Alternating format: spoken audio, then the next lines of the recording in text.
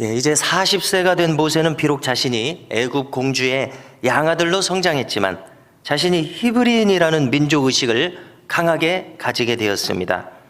한 애굽인 관리가 한 히브리인 노동자를 학대하는 것을 보게 되었습니다. 그러자 그에게 의분이 일어났습니다. 주변에 아무 사람도 없는 것을 확인하자 그는 그 애굽인을 쳐 죽였습니다. 그리고 그를 모래에 감췄습니다. 이제 완벽하게 이 일을 해결했다고 생각했겠죠.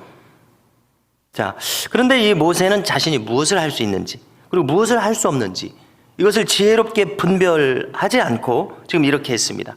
무턱대고 자신의 힘을 가지고 사람을 죽였습니다. 여러분, 앞뒤 분간 없이 무턱대고 사람을 죽여서는 하나님의 일을 할 수 없습니다.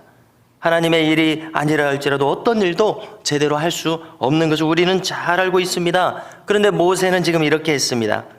자, 그런가 하면 이제 이튿날이 됩니다. 이번에는 히브리인들이 자기들끼리, 형제들끼리 두 사람이 서로 싸우고 있습니다. 오늘 말씀을 보니까 두 사람 중 한 사람이 잘못한 모양입니다. 그래서 모세가 그 잘못한 사람에게 말합니다. 어찌하여 동포를 치느냐? 그러자 그가 대답합니다. 그의 대답은 너무나 놀라운 대답입니다. 누가 너를 히브리인의 통치자와 재판관으로 세웠느냐? 모세에게 하는 말입니다. 어제 애굽인을 죽인 것처럼 나도 죽이려느냐? 여러분, 모세는 깜짝 놀랄 수밖에 없죠. 어제 아무도 그 일을 본 사람이 없는 줄 알았는데 바로 이 사람이 목격자였던 것입니다. 모세는 두려워졌다고 기록합니다. 왜냐하면 이 일이 탄로났도다 이렇게 말하는 것을 보니 모세는 두려워졌습니다. 그는 전전긍긍했을 것입니다. 자, 그런데 성경에 기록되어 있지는 않지만 그 다음 문장을 보니까 이 히브리인이 아기를 품었던가 봅니다. 그래서 이것을 왕실에 알렸는가 봅니다.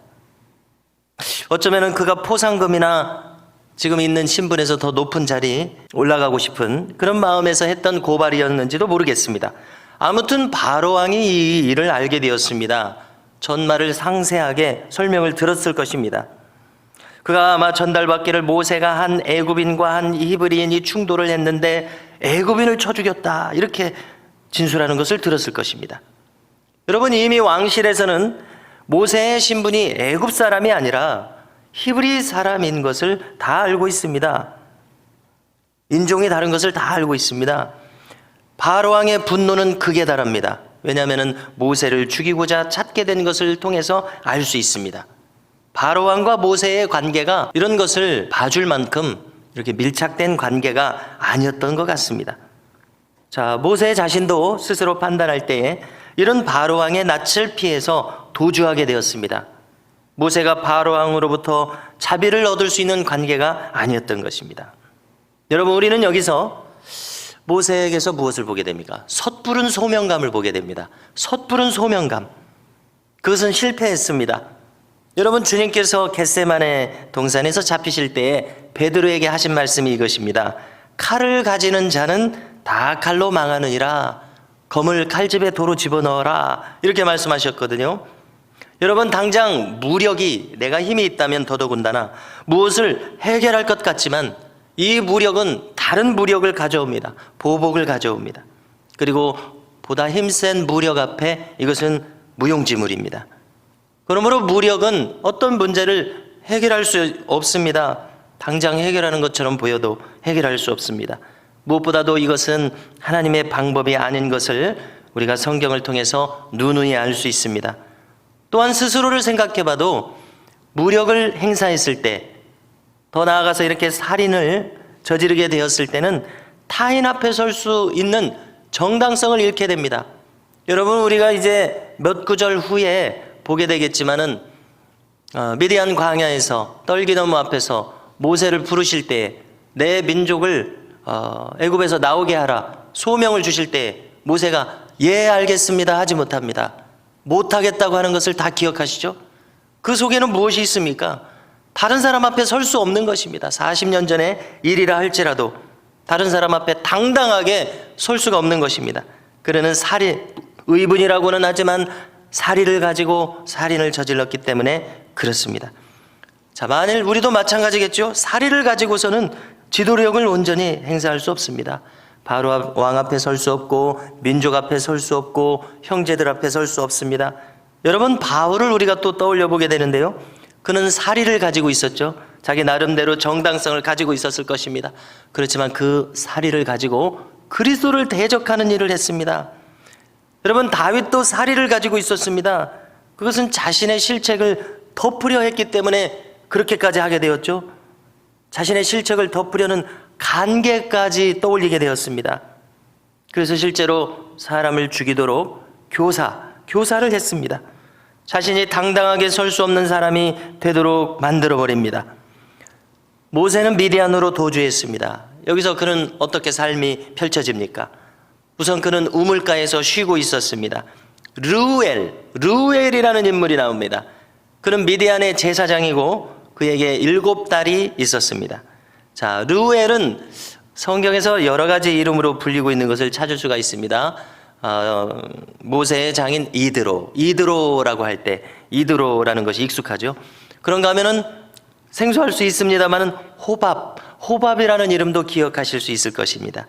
르우엘이라고도 불리고 이드로라고도 불리고 호밥이라고 불리는 이 미디안 제사장. 자, 그의 딸들이 이제 목축을 따라다니면서 양떼들을 돌보는 보조 역할을 하고 물을 먹이는 역할을 하는 일을 했던가 봅니다. 이 우물가에서 물을 먹이고자 했을 때 다른 목자들이 왔습니다. 새치기를 했던가 봅니다. 이 여성들은 목자들의 완력에 아무런 힘이 없었겠죠. 자, 그런데 이때 우물가에 있었던 모세가 나섰습니다. 그 자세한 내용은 알 수 없지만 그들을 도와줬습니다. 자, 이 7자매에게 이 우물가에서 새치기를 당하는 일은 흔했던가 봅니다. 무엇을 통해서 알 수 있습니까? 그들이 집에 돌아왔을 때 그들의 부친 르우엘이 이렇게 말합니다. 오늘은 웬일로 이렇게 빨리 오느냐. 이 말을 통해서 늘 당하는 일이었는지 모르겠습니다. 그러자 이제 모세가 도와줬다고 합니다. 그러니까 르우엘이 왜 그 사람을 그대로 놔뒀느냐고 하면서 그를 불러오라고 합니다. 이제 모세는 이 가정에서 그들과 함께 살게 됩니다. 그리고 이제 시간이 지났겠죠. 딸들 중에서 십보라라고 하는 딸과 결혼합니다. 아들까지 낳습니다. 그 이름을 무엇이라고 했습니까? 오늘 보니까 게르솜이라고 했습니다. 자, 그 이름의 뜻이 있습니다. 그 이름의 뜻은 내가 타국에서 나그네가 되었음이라, 이런 뜻입니다. 여러분, 자기 아들의 이름을 오죽하면 이렇게 짓겠습니까? 아들의 일생을 생각해서 잘 되라는 이름으로 짓거나 아무튼 번성하라는 뜻을 가진 그런 좋은 이름을 짓고 싶은 것이 부모의 마음일 텐데 얼마나 낙심했으면 내가 타국에서 나그네가 되었습니다. 이름을 이렇게 짓고 있습니다. 자, 갈 곳 없는 모세의 처지를 반영한 이름이라고 생각됩니다. 그는 히브리 자기 동포들에게도 배척을 받았습니다. 애굽인들에게도 배척을 받았습니다. 그가 설 땅은 없습니다. 모세는 이렇게 아무것도 아닌 사람으로 전락해버립니다. 요즘 말로 그의 자존감은 낮아질 대로 낮아지게 된 것 아니겠습니까? 그처럼 대단하게 받았던 애굽에서 받은 교육, 그는 왕자처럼 교육을 받았을 것 아닙니까? 그 교육이 아무것도 아닙니다.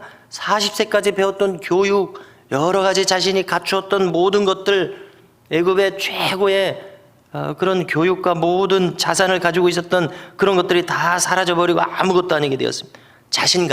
자신감으로 친다면 바닥까지 내려갔을 것입니다. 모세는 이제 하나님의 사람이 되기 위해서 밑바닥부터 다시 세워지기 위해서 자신이 가졌던 모든 것을 바닥에 치기까지 다 버리는 사람이 되도록 인도받게 되고 있습니다. 이제 하나님의 사람으로 세워지는데 또 다른 40년이 걸리는 것을 우리가 다 알고 있습니다.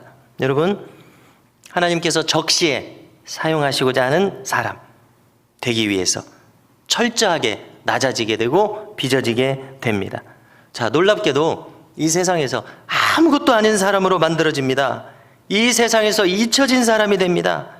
우리는 여기서 우리의 일반적인 생각을 초월하는 하나님의 작정과 인도하심을 보게 됩니다. 자, 무엇보다도 하나님께서는 자신이 쓰시고자 하시는 사람 어떻게 준비십니까?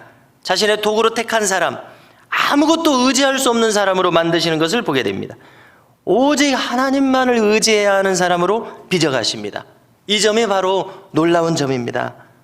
여러분, 우리도 마찬가지 아니겠습니까? 여기 있는 우리 각 사람들 점점점 하나님만 의지해야 하는 사람으로 이끌어 가십니다. 자신의 실력이 아니라 하나님의 이끄심으로 말미암아 행하는 사람이 되도록 이끄십니다. 그래야 하나님의 일이 될 것입니다. 나의 일이 아니라. 그래야 하나님께 쓰임받게 될 것입니다. 성도 여러분, 우리 모두가 하나님의 장중에 이렇게 붙들림으로 말미암아 거룩하게 사용되는 하나님의 도구가 되시기를 주님의 이름으로 축원합니다. 우리 모두를 이렇게 축복의 통로로 삼으실 줄로 믿습니다. 이제 마지막 23절에서 25절까지 찾으셔서 한 목소리로 한 번 더 읽겠습니다. 읽습니다.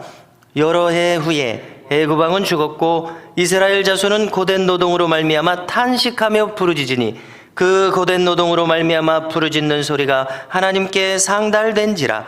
하나님이 그들의 고통 소리를 들으시고 하나님이 아브라함과 이삭과 야곱에게 세운 그의 언약을 기억하사 하나님이 이스라엘 자손을 돌보셨고 하나님이 그들을 기억하셨더라. 아멘.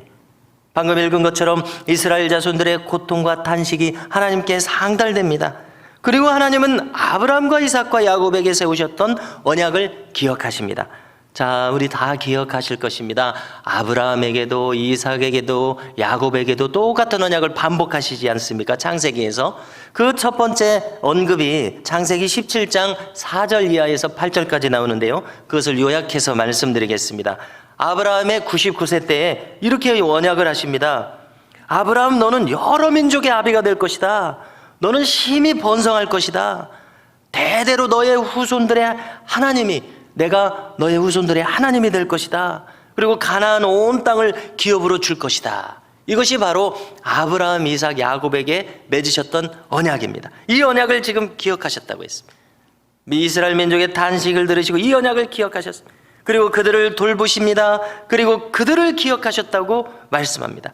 여러분, 이 이스라엘 민족의 구원이 이제 어디에서 옵니까? 자기 나름대로 소명을 깨달은 실력이 있었던 모세에게서 오는 것이 아니라 하나님의 뜻에서부터, 하나님의 언약, 하나님의 약속에서부터 오고 있습니다. 섣부른 소명이 아니라 하나님의 언약에서 오고 있습니다. 하나님의 기억에서 오고 있습니다. 하나님의 작정과 계획. 여러분, 성경을 좀 더 크게 보실까요? 자, 우리는 신약 시대의 성도들입니다. 신약이 무슨 뜻입니까? 한문이지만 무슨 뜻입니까? 새로운 언약이라는 뜻입니다. 우리도 언약 백성인 줄로 믿으시기 바랍니다. 하나님의 영원한 언약 백성입니다. 영적으로도 우리를 아브라함의 자손이라고 하지 않습니까? 혈육으로는 유대인이 아닐지라도 영적으로는 우리도 아브라함의 자손입니다. 성경의 의미에서는 우리도 하나님의 언약 백성인 것을 꼭 기억해야 합니다. 오직 하나님의 주권적인 인도하심에 따라서 하나님의 영원하신 언약 백성, 우리에게 언약 백성으로서 합당한 승리하는 삶으로 인도하여 주실 줄을 믿습니다. 할렐루야.